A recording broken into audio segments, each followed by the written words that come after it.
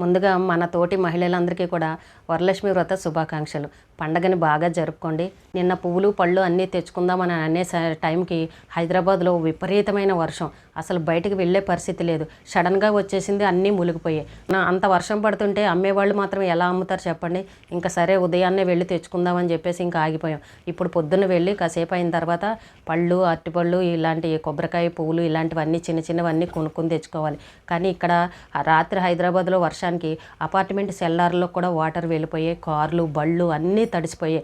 ఇంకా దాంతోపాటు మోటార్లు కూడా తడిసిపోతాయి. ఇంకా మోటార్లు మునిగిపోయానంటే వాటర్ రావు, ట్యాంకులోకి నీళ్ళు ఎక్కువ, మళ్ళీ అది రిపేర్ చేస్తే కానీ జరగని పని. ఇంకా అపార్ట్మెంట్లో ఉన్నవాళ్ళు ఇంకా ఈ పండగని ఎలా జరుపుకుంటారండి? ఏది చేయాలన్నా నీళ్లే కదా కావాలి. ఇప్పుడు కొంతమంది పేరెంటాళ్ళని భోజనానికి అందరినీ పిలిచిన వాళ్ళు ఉంటారు. ఇక్కడ నీళ్లు లేకపోతే పాపం వాళ్ళందరినీ పిలిచి ఇబ్బంది పడతాం కదండి.